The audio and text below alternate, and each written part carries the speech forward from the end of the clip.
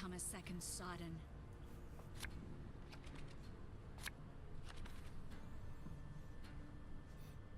The main issue is that they have an answer to everything, right? They lock all of our engines, they can poison out a lot of our tall units. I only have one Purify in the list, so it makes it a little bit tricky. But we're going first, so we have to be mindful of that. And come swinging really, so profit's not bad. Poison can go. I almost prefer this profit than this, but we need this in case we have to proc this later, so let's just keep it safe. And I'm cursed. Every time I mulligan one poison, I get the other.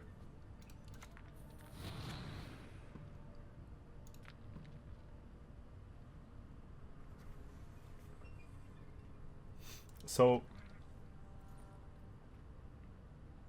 I don't value Sol a lot in this matchup because it gets to 20 points, they'll use the Envo.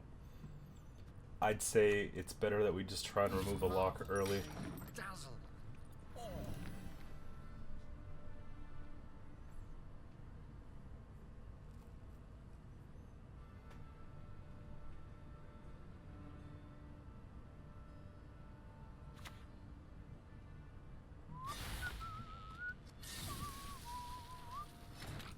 Even though it got nerfed to 6 provision, it's still busted.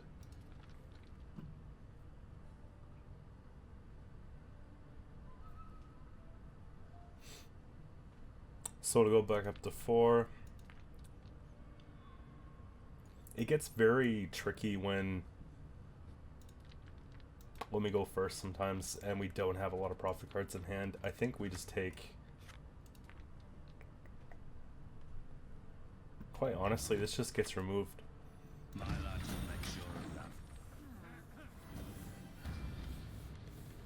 We have to make a statement, because I know Nilfgaard has that push. The deck hasn't changed a lot besides a 1 provision nerf here, and people have found ways to kind of get around. There you go.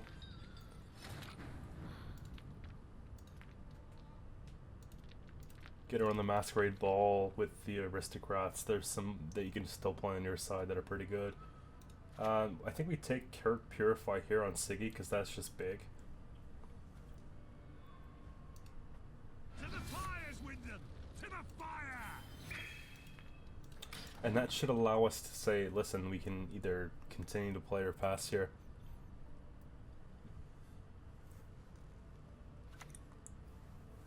Looking for the fangs. Okay.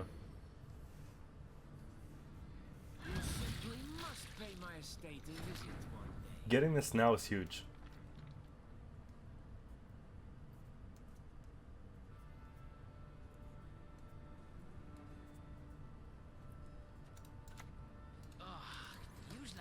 We'll take our Thin and see if they want to use the coup on the Yoakim. If they don't, we likely have our pass right there.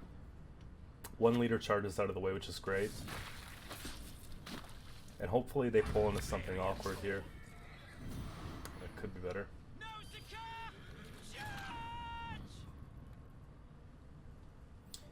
We're not going to get a much better Caesar target. If we play this here, we might see Yen, which is not so bad.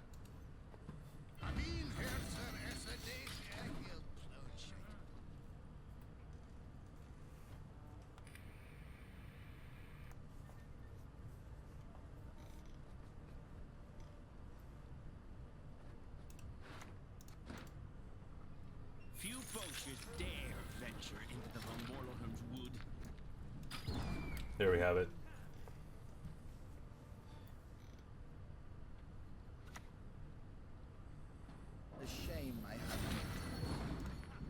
So it's a pretty deep round 1. Obviously they really value having that long round 3, which is fine.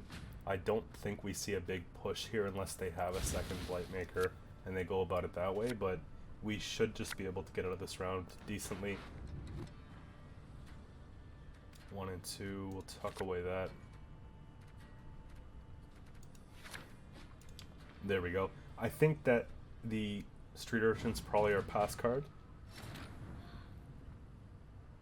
Yeah.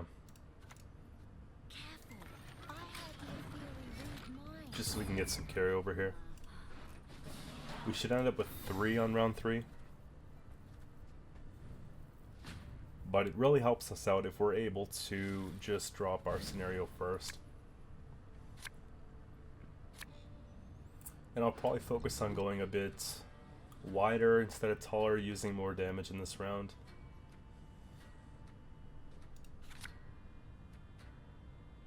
Give them a bunch of engines to answer. I like Taxmaker, I think of it more than the Jackal here, or Tax Collector. I suppose that's fine.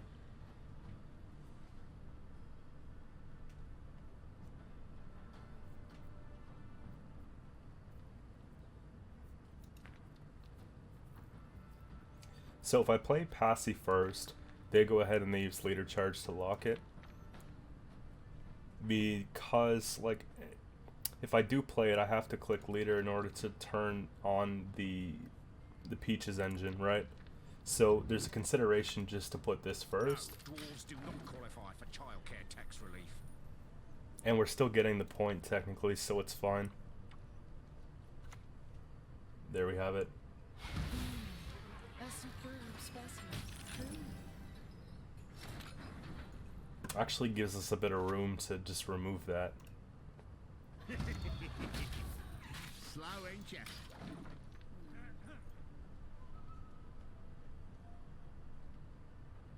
And if they start playing aristocrats like crazy here, then we have the option of just getting kind of a subpar poison, really.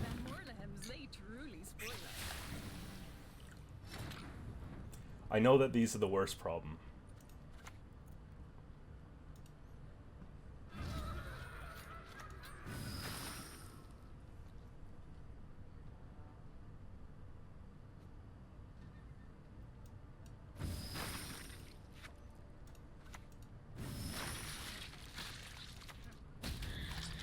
It's gonna die anyway, so we'll use Insanity, right? And with their whole scenario being pretty well over, and they've played Vincent, and they've played a Fangs, 2 Fangs. Wait, that's no, there's 1. So yeah, we're good. Now we can start rolling ours out.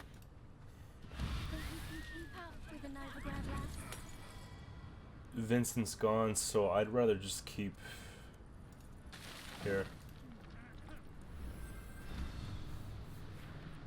And so we have to start compounding here and get stuff on the board as quick as possible. It's going to be Adriano next. I bring death, quite literally. Full spend, take a tribute. We haven't seen Brathens yet, so you can expect that they're probably going to make a copy of this. Which then we have a really good Philippa target. And they're out of locks.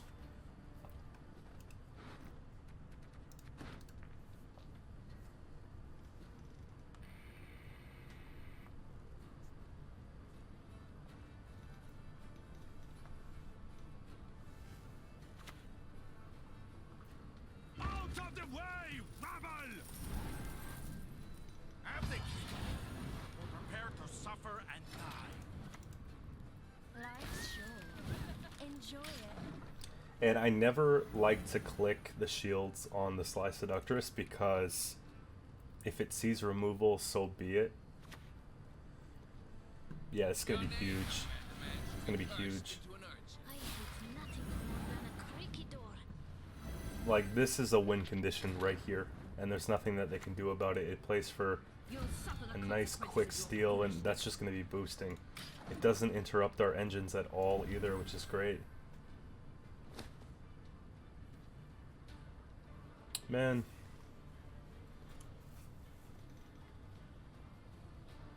I think it's safe to say where this one was going. We had so much board control. We had 3 cards that were boosting every single time they play a card. Doesn't matter if it's a unit or a special. We had the 2 Peaches. I had a Peach in hand. We had a ton of coins. I had Jocks. And we had the self-poison off the Veil. And then we could have just used the coin to get some more stuff. we gave them such little value on the Masquerade Ball that they lost a tremendous amount of points. They had to take their thinning in round 3, which was unfortunate. They committed key cards in round 1 like Joachim, so I'm pretty confident with the outcome of this game regardless. We're about 20 points ahead of them, so there you have it. So we've been seeing a lot of like the Wild Hunt Frost decks going around, given the recent buffs with, I guess, 9.1 you'll call it. It's good. I did play a couple games off camera here.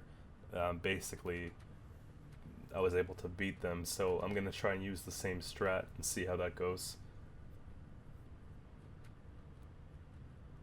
I think we have a lot of profit cards.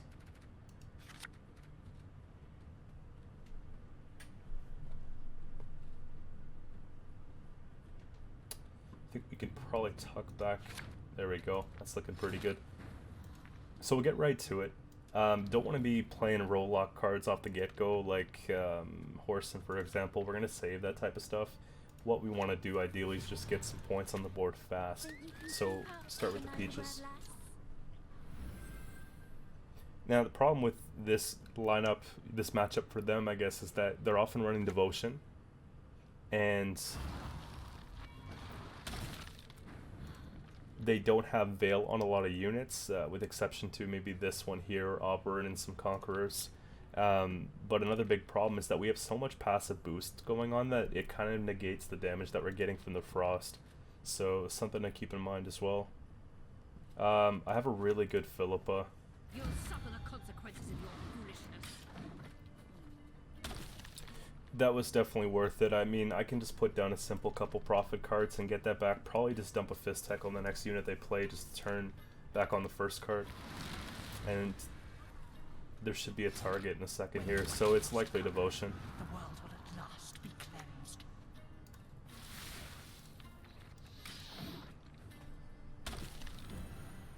And so then we'll put down the Mutants Maker beside it, or even better yet, the Sewer Raiders.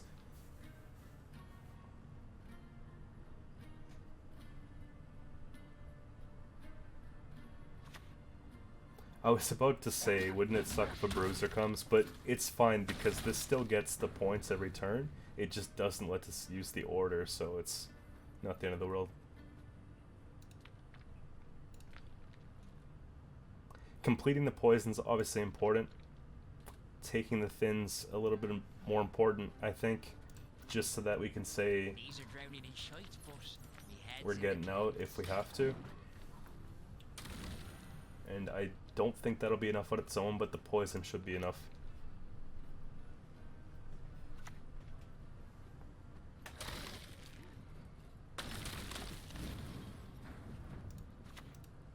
My Fistic's purest in all Nilfgaard.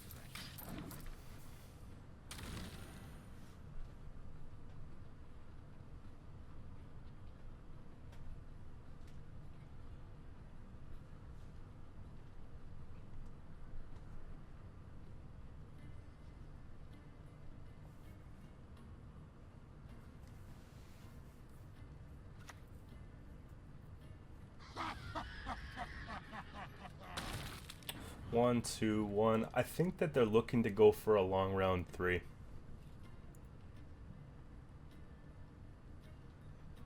I also think that if we play the Mutants Maker, it's too low tempo, and I think that the Passiflora Peach, if we were to commit that, it would have been played a long time ago.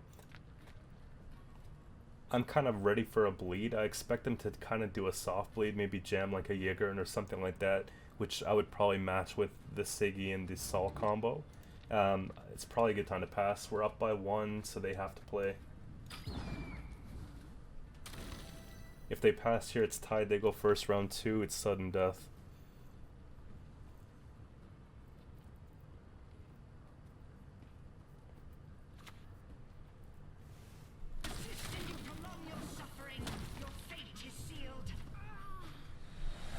And that's fine. We committed Philippa, which is more than okay, because usually our Gev is like a reason to lose on even. So I think we had a pretty good trade. Winter Queen, Ard Gev, Philippa.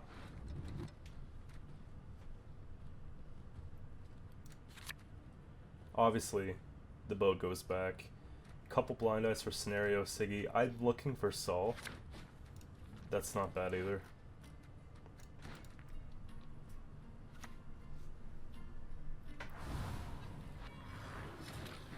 So whenever you apply roll effect, boosts health by its duration.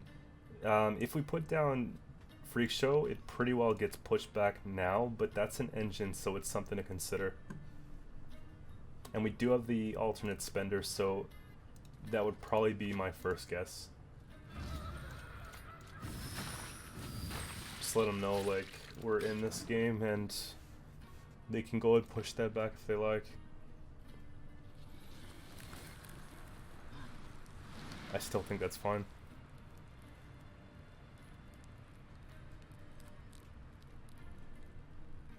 I'm contemplating jamming scenario here though, because yeah, I have to respect the tempo. Life's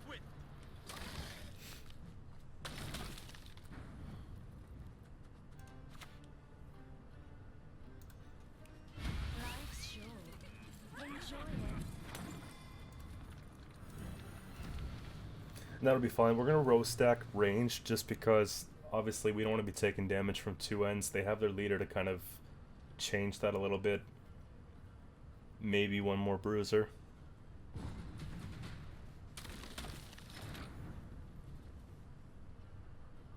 So we give them back their card. That's all they wanted to see, I guess. Oh, the digits dropped off. Oh, we must sew them back on. That's pretty light.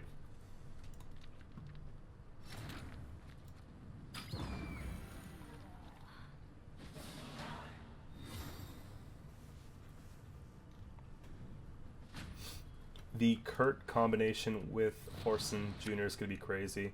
If I can pull Jacques, that's going to be crazy. There we go. So there's one. There's no use for that. We do need like a decent spender. That's the only one that we have right now. I'd probably just dump that for now. And the backup poison's there if we need it. We could fish for... It's going to be tough. I think this will be more points in the long round, but I do think that this is kind of a good swing if we're close. I'd say Siggy to start, and we'll make our decision here shortly. The only other profit we have is 2. If we're going to be hoarding, then that's great, but I think we're going to be... Yeah. Let's just go for Saul, I think, in this case. 12.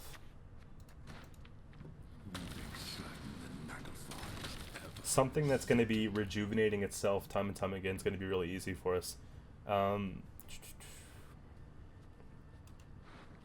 So Auburn's been played.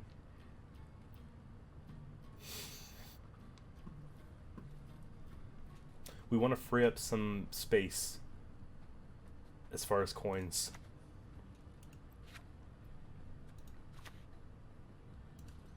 Boy, beautiful. Interested in some easy coin? Be still. So if I bank in top deck Saul, then we'll take him. If Jacques is closer, then we'll take him.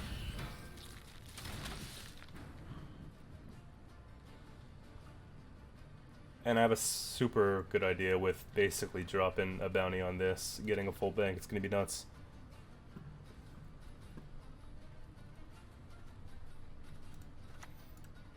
It's been a long, hard Gotta respect the engine sequence though.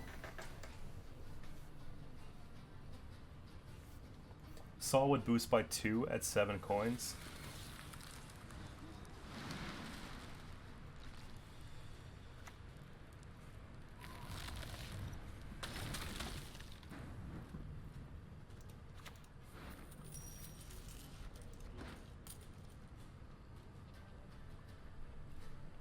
Now we have a real choice to make.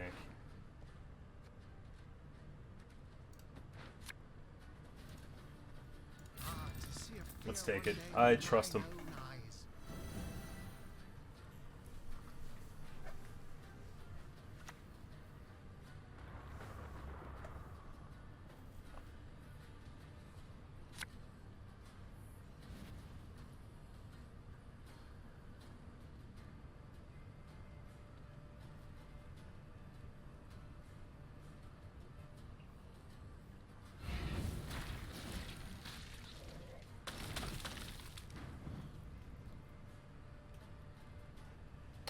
I'm trying to play around the potential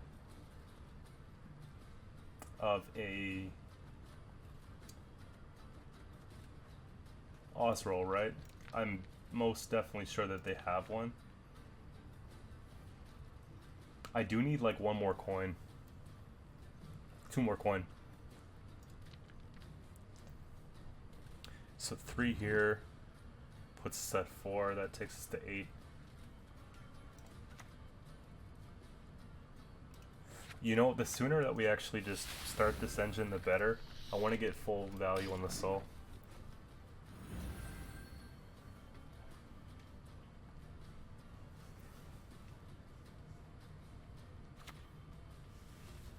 Nothing like the skin of a unicorn. Their hair, so silky.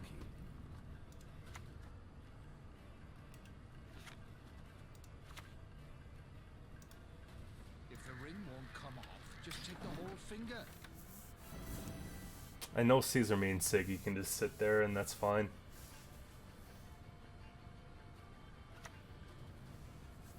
You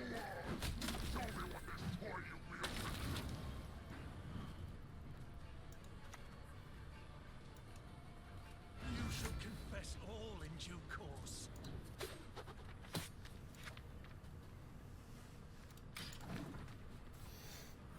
So Kurt, front row to save the Jackal. I don't think that they're going to be targeting the Jackal as much as they would be targeting something else.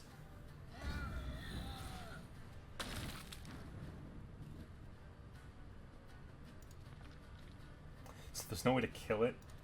So we'll just take the horse in. This is going to be huge.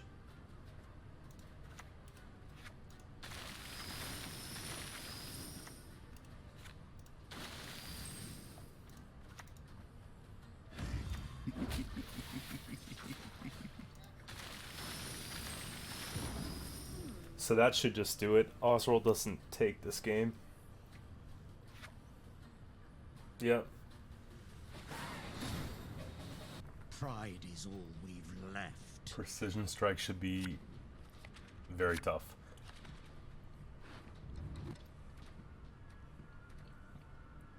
We definitely play better against decks that are not super control oriented, but we do have pretty good matchups against Skellige, and some of the other Syndicate matchups are pretty good as well, so I think we can do just fine here. So red coin, we need the profit, so these two are kind of like an auto include. We have a thin, an engine, and a spender. I like this. We probably won't go as far as using Adriano or Horson or Philippa, but in fact I'll just tuck out that one there, and that's great.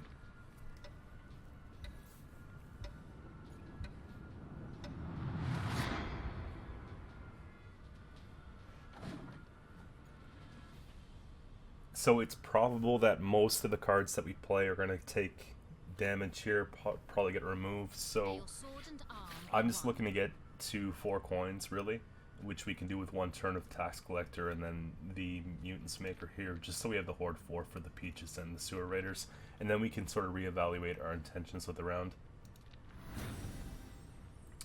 That makes for a solid horse and target.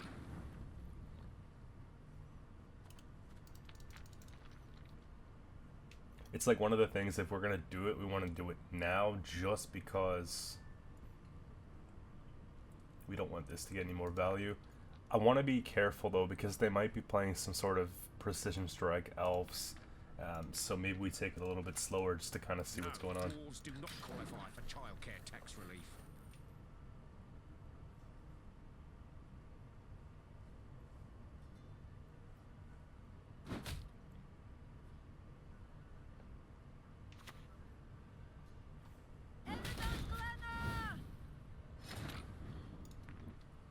It's looking pretty elf to me.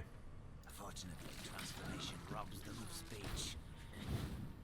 And I'm pretty sure with the new patch, the elves got some type of buff, particularly with the waylay buff being 4 provisions now, so you might see a little bit more play of that. There's also one of the newer cards that had a little bit of a, I guess, a rework when you look at the fact that the waylay's got a buff. So this is obviously Devotion, and It's likely just a feign death deck. Hopefully there's no traps. That's just pretty annoying. So let's engine out the Peach. And I like this because it got a buff this season. So it went down from 5 provision to 4. Makes it a lot easier to play it.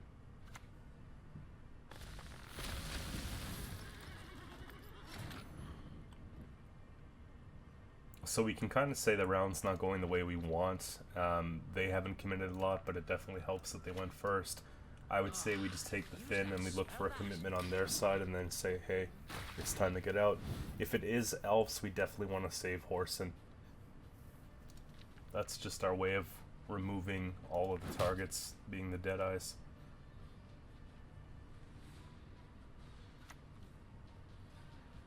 You're dead already.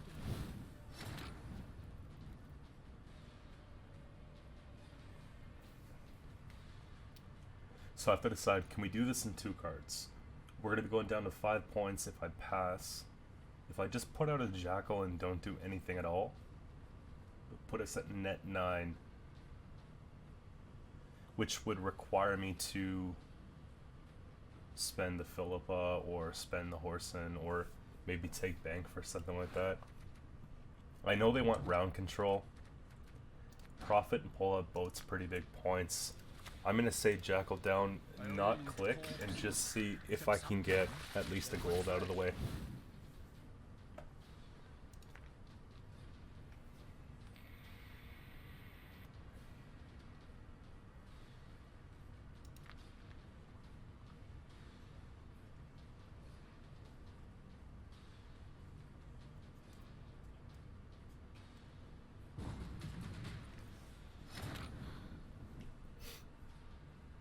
So to do it in 1,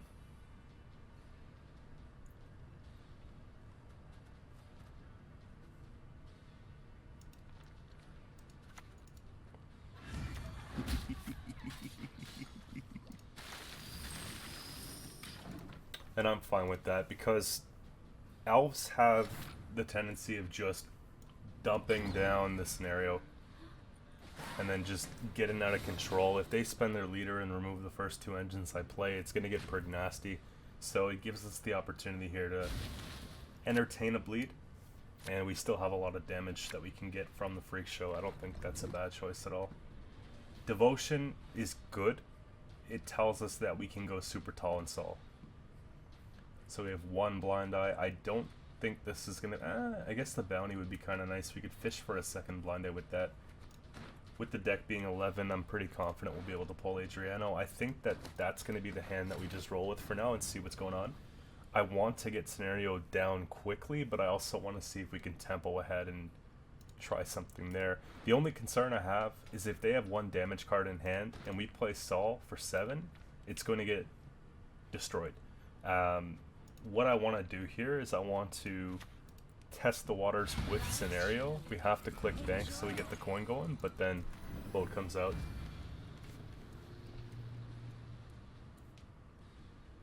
Couple leader pings and Rebuke takes down Sol, and I think Sol's a bigger asset than a couple Peaches here, so.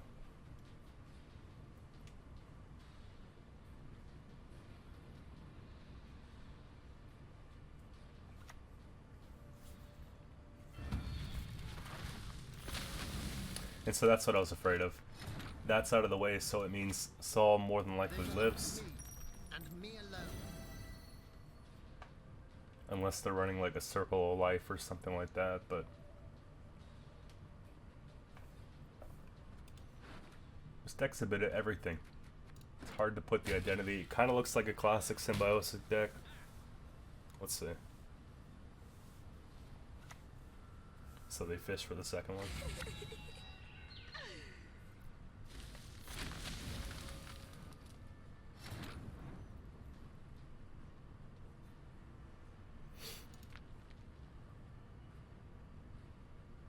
I'm thinking probably Gezras. I'm also thinking that we can just get big points here and force them to play something even larger. So we'll take the tree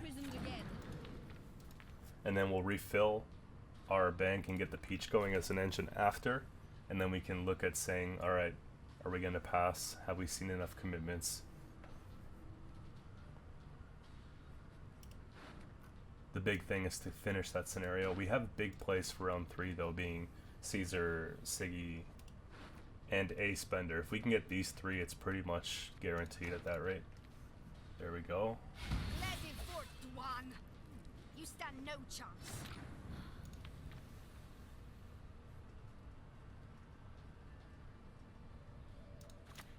It's been a long, hard road, hasn't it? So they can't do it in one unless they drop Verno and Click Leader, right?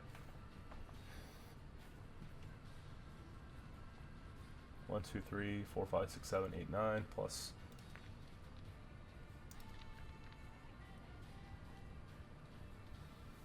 I don't think the play here is to go for bank and grab the rest. I think what we do is we actually pass at 3, and that's something I wanted to get out of the way. You're not welcome here. There we go. I think it's a good time to pass. This has become a lot more valuable given the fact that Waylay is more affordable now, so.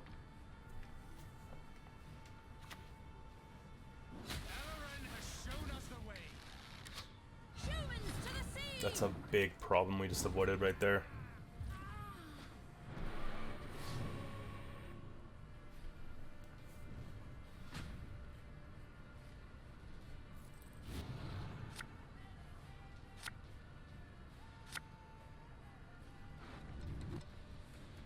So I think the main spinner we use is horse, and we try and play it late so it stays alive. We don't need the street urchin here, and I probably wouldn't need the poison. Elves don't generally go super tall. Of course, we mulligan one, we get the other. So consideration, if they do for whatever reason go super tall, we can look at using Fist Tech, getting extra coin, and then using the coins to just damage out something else, or we can just take the coin and still look for Jacques or Siggy. I'm thinking that Siggy's probably the play here, knowing that their devotion really makes it easier for us to decide. Weapon is laughed to scorn.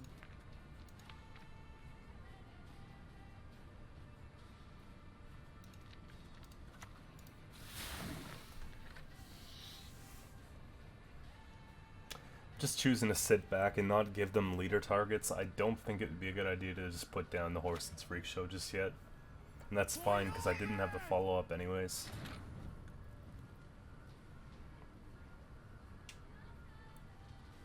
We have to kill this, I think, before we start playing other cards. It just makes sense to put horse in here.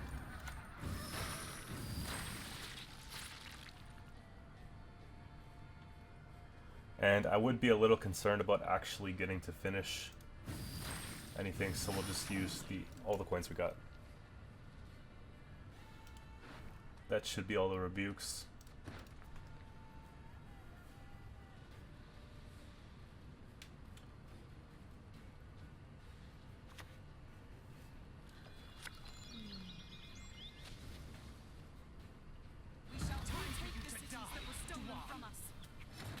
Makes it kind of awkward when they're 3 power.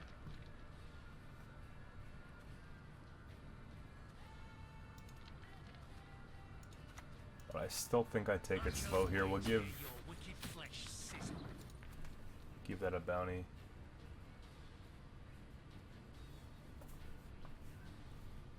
Now, could have given this a bounty, but the thing is, like, we're killing something regardless. We need a taint mutation process. And so it'll just be that.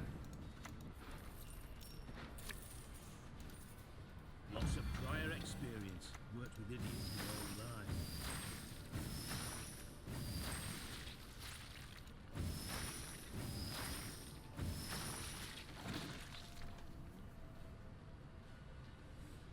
Keep Siggy out of removal from leader as well, which is super important.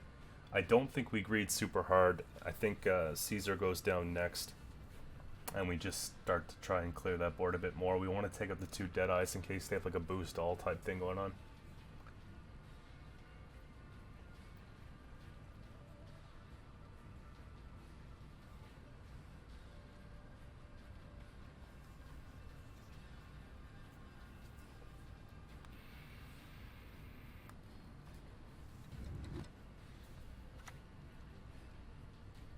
Coexistence. No such thing. Surely they use it, right?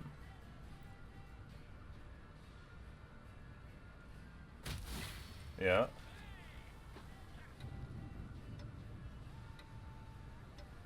They cannot see us.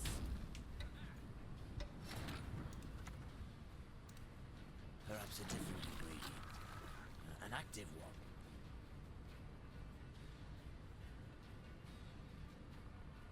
Our last turn's pretty big, though. Yeah, that's just huge. Been playing that from hand. The pike's king of the pontar. The pike. And then, of damn it. course, we could just spend all the way down to 0, but let's be kind. So we have 7 coins, 2, 4, 6. So if you're looking for something to play this season, I would definitely recommend going for Syndicate. I think it's still extremely viable, if not extremely unbalanced. They tried to rework a couple things and give it a slight nerf, but I really don't think it saw enough treatment in that case, which I'm not disappointed with, because this is probably like one of my favorite decks to play ever. First time I ever got to pro rank was off of a old school hidden cache deck, so this is very similar in most cases, but I think that this is actually much stronger. Again, Jackpot got a leader nerf from 16 provision to 15, but it's still super viable. We have Tiger's Eye for coin, Passiflora being the scenario which you saw, which brings out so many different engines to help keep points on the board, whether it's against Nilfgaard that's trying to lock and delete all of our units, or, you know, we saw in Monsters in one of the games today that they had Frost in every row and we're just constantly taking damage, but we're constantly repairing, so it was really easy just to kind of work around that. Jacques just a really big point swing and has Veil, so it can't be poisoned or locked or anything like that if we're playing in around 3, and it's just a good spender. Again, Siggy, huge profit. We're profiting 10 in this case, which gives us a full bank, and it even boosted by 1, so that's great. Horson Jr. got a nerf from 5 power to 4 power, but it's still so strong. It has so much tempo, and the problem with this card, the reason why it's so broken, is it's not that it gets 10 points for 10 provisions off the get-go and is an engine. It's the fact that it removes a 6 power unit, and that's really strong, because a lot of these super big win con engines might be, you know, somewhere around 5 or 6 base power. Even if they're up at 7 or 8 power, if they've been boosted in hand, we have the Insanity Clause that helps us just remove it immediately. So that's why this card's so good. It basically deletes their best card of the game in 1 turn. And Philippa, take it when you need it. Obviously you're looking for something important, and you know, I've seen some decks, they'll use like a non-devotion version and they'll swap out a couple bronze cards like the Mutant's Maker, maybe put a Heat Wave in the Philippa spot. It's really up to you what you want to do with that, but I think that devotion really brings it together nicely because the different gang categories are easier to get. The Devotion Clause on Horse, and of course that would be something you'd consider maybe swapping out for a Heat Wave if you felt that it wasn't working for you, but I think it's still very good here. Again, we have Vivaldi Bank for consistency, looking for a card in our deck and pulling the card. We got some really good pulls today, and generally you want to play this card in late round 2 or round 3 when your deck's a lot smaller, so that you can pretty well guess what you're going to get, be able to find what you need to complete the hand and make things work for you. Flying Redanian, obviously you want to get this out in round 1 so that your deck's a bit thinned, but don't worry if you don't, because you don't always get the chance. If we can't profit enough in round 1 to get it out, just save it for round 2. And you saw that defending the bleed with Siggy, slamming Siggy down, getting the boat on the board. That's a huge, big swing. Following it up with Saul, expecting that Saul might see removal. Again, just a huge combination with those cards there alone. Adriana the Mink, huge points. This got a little bit of a rework, so increase the profit by 1 for each allied Sly Seductress. I guess you could make like a whole deck surrounding this. I haven't really entertained that too much, but that's definitely something to consider if you had, you know, Sly Seductresses built in your deck. I've seen some people do it before with the Eco or the Hook and just getting a full board full of them. I think you're entering like the meme category, but it's still definitely interesting. Getting extra profit by all the extra ones you have, that could be interesting, like just a big Sly Seductress swarm. And then of course Caesar, we have so many cards that profit, including Adriano, Horson's Freak Show, right, Jacques, Siggy. You put this in between them just so you can get the profit off them once again. And it's a spender. It's not the most optimal spender. I would rather use, you know, the Sea Jackal or something like that, or just do direct damage as my form of spending versus going tall, because I think we're going tall enough as it is. But in the event that you have nothing else to spend with, go ahead and take that. Kurt is something that I swapped in. A lot of the decks last season were using Cockstein. This card here, Profit 2, Fee 2, Purify unit. This was good in the Nilfgaard matchup last season because we saw so much of that. But with this season being a little bit of a decline so far from what I've been seeing, it's okay that we just have the one Purify. In the event that we don't need the Purify, the bounty works great. And you saw that against the Jaeger, and that was like a win condition. We put that on the Jaeger and filled the bank completely. We're able to take out something else, so that's huge. Of course, deck thinning. Most decks are running a thinning package, and I think it's important to get all your bronzes out so you can play your golds. We have the removal options here with the Fist Tech and the Trafficker. I like these cards because they both have the ability to give us profit, and that's super important. But keep in mind, this doesn't work with our leader because it's a special card. It's not a unit profit, so you want to make sure your bank's not full before you play this, unless you absolutely have to. I think there's one time where I had to do that, so just keep in mind, like I said, you won't gain the excess points if you spill over with the special card. Tax Collector, good way to open up round 1. I don't think you really want this in round 3, but it definitely helps you kind of set up shop in round 1.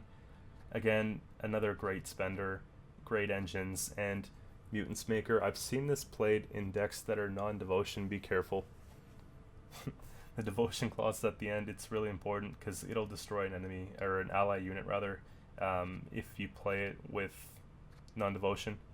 But it's great coins, and if you look at it this way, we're getting 4 base power plus 3 coins for 4 provision. That's 7 points, and you can argue it's closer to 8 if you're playing that with a devotion deck, which is one of the main reasons why we're devotion, believe it or not. It's centered around bronze cards, and this is just here mainly for the profit and the blind eyes tag. So we have 4 options to proc our scenario, and I limit myself to 1 Passiflora Peach in round 1, and I try to save the Adriano and the second Peach for round 3.